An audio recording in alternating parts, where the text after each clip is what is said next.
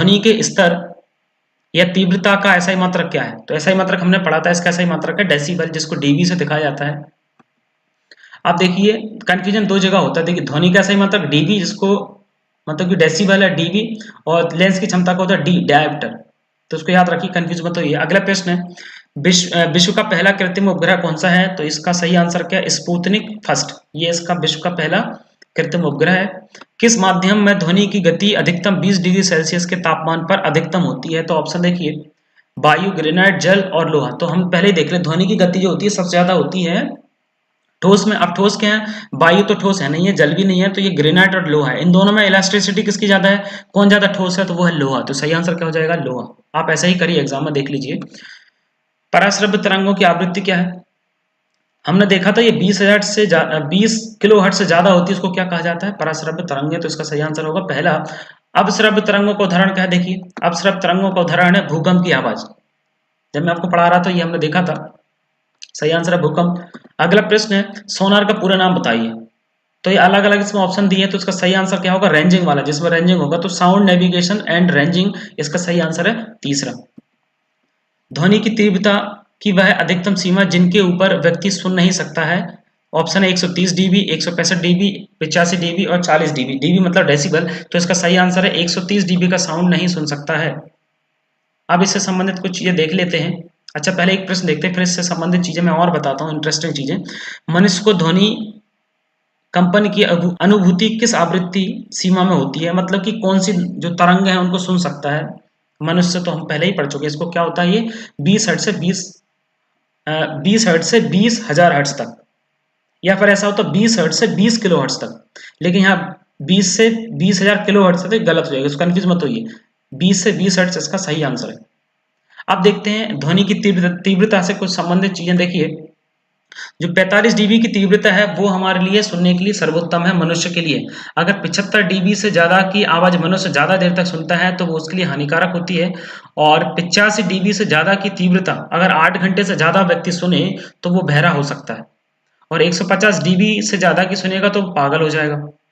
और 113 डीबी की जो ध्वनि है वो किससे निकलती है? डीजे साउंड, जो डीजे बजते हैं शादी ब्याह में उसमें ये निकलती है, जो कि खतरनाक होती है।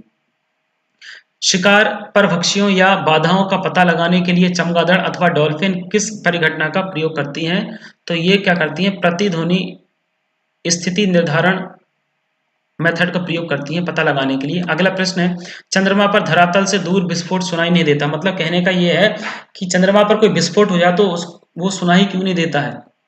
तो पहला ऑप्शन है वायु की अनुपस्थिति के कारण चंद्रमा। दूसरा ऑप्शन है चंद्रमा का गुरुत्वाकर्षण का होने के कारण। ध्वनि तरंगों की तीव्रता कम होने के कारण। उपयुक्त में से कोई नहीं।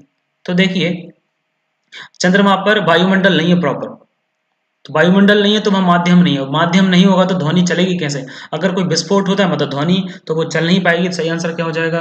पहला ऑप्शन, वायु की अनुपस्थिति के कारण। अगला प्रश्न, रडार की कार्य प्रणाली किस सिद्धांत पर काम करती है? देखिए तो ये डॉपलर प्रभाव नहीं है, रमन प्रभाव नहीं है, रेडियो तरंग नहीं, तो इसका सही आंसर क्या है? रेडियो तरंगों का परावर्तन। रडार में क्या होता है कि जब तरंग जाती है और लौट के आती है तो वह परावर्तित होकर आती है, उससे हमको पता चलता है कि कोई वस्तु कितनी दूर है। देखिए अगला प्रश्न है, पराश्रव्य तरंगें मनुष्य द्वारा सुनी जा सकती हैं, नहीं सुनी जा सकती हैं, कभी नहीं सुनी जा सकती, इनमें से कोई नहीं। इसका सही आंसर क्या होगा? नहीं सुनी जा सकती हैं। निम्न में से कौन सा एक कथन सही नहीं है? ध्यान से सुनिए, यहाँ पर कौन सा कथन सही नहीं है? तो पहला ऑप्शन है तापमान के बढ़ने पर वायु ध्वनि का वेग बढ़ जाता है। बिल्कुल सही, हमने पढ़ा था ताप बढ़ने पर वेग बढ़ जाता है। फिर अगला ऑप्शन है वायु में ध्वनि का वेग दाब पर निर्भर नहीं करता। बिल्कुल दाब से कोई अंतर नहीं पड़ता उसके वेग पे। अगला है आर्द्रता बढ़ने पर वायु में ध्वनि का वेग कम। बिल्कुल ये गलत हो गया, क्योंकि हमने पढ़ा था आर्द्रता बढ़ती है तो ध्वनि बढ़ जाती है। सही आंसर क्या हो जाएगा? तीसरा। आगे बढ़ते हैं, मैक अंकों का प्रयोग वेग के संबंध में किया जाता है। ऑप्शन है ध्वनि के, जलयान के, वायुयान के और उपरोक्त में से कोई नहीं। तो वायुयान के वेग मापने के लिए क्या करा जाता है? मैक अंकों का प्रयोग किया जाता है। अगला प्रश्न है, ध्वनि तरंगें किस द्वारा निर्मित होती हैं? तो ऑप्शन है देखिए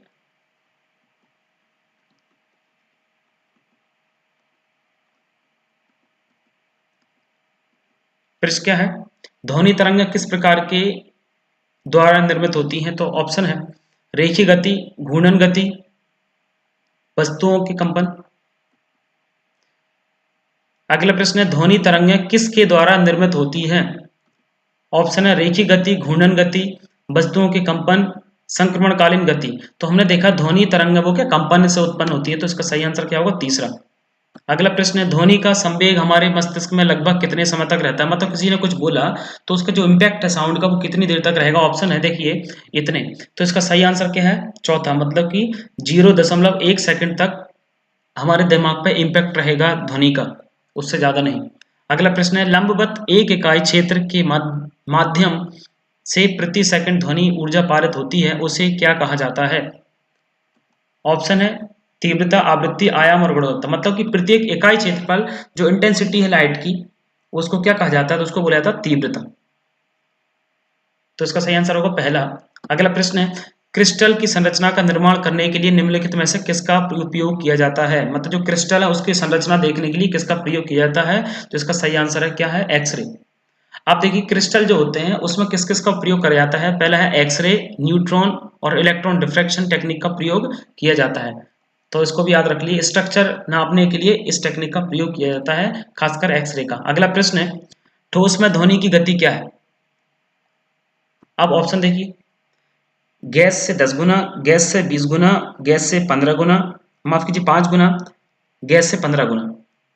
अब इसका सही आंसर क्या है? 15 गुना। कैसे? देखिए, जो एयर में स्पीड होती है साउंड की वो होती है 343, और वाटर में होती है 1480, और जो लोहा है उसमें कितनी होती है? 5120। लोहा मतलब ठोस। तो इसका अगर 15 का गुणा करें तो कितना प्राप्त होगा? लगभग 5120। तो ये इसका क्या हो गया? 15 गुना। तो आंसर क्या हो जाएगा? चौथा ऑप्शन। अगला प्रश्न है, निर्वात से कौन सी तरंगों को प्रेषित नहीं किया जा सकता? मतलब कि निर्वात में कौन सी तरंगें नहीं चल पाती हैं? तो ये तो हम पढ़ चुके हैं, कौन सा? ध्वनि।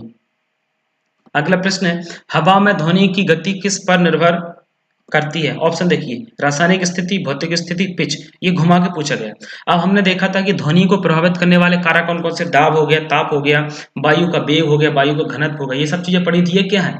ये जो है वातावरण की फिजिकल कंडीशन है, मतलब भौतिक स्थितियां हैं। तो इसका सही आंसर क्या होगा? भौतिक स्थिति। तो देख लीजिए, temperature, pressure, humidity, gas mixture के ये दो इफेक्ट हैं वो डेंसिटी को कम ज्यादा करते हैं, तो उसी से उसका वेग प्रभावित होता है। तो ये प्रश्न हो गए 20। अगला प्रश्न है, चमगादड़ रात के अंधेरे के दौरान उड़ान भर सकते हैं और शिकार भी कर सकते हैं, यह क्यों? ऑप्शन है, उनकी आंखों की पुतली बड़ी होती है, उनकी रात्रि दृष्टि बहुत अच्छी होती है, प्रत्येक पक्षी है कर सकता है, वे अल्ट्रासोनिक तरंगों को पैदा करते हैं और इनके द्वारा निर्देशित होते हैं। तो इसका आंसर मैं आपको नहीं बता रहा हूं, मैं इसका आंसर अगले लेक्चर में बताऊंगा। आप मुझे कमेंट करके बताइए कि इसका सही आंसर क्या है। हो सकता है मैं कमेंट में आपका इस आंसर दे दूं, सही आंसर क्या है। बाकी अगले जो लेक्चर होगा उसमें तो मैं डिस्कस करने ही वाला हूँ।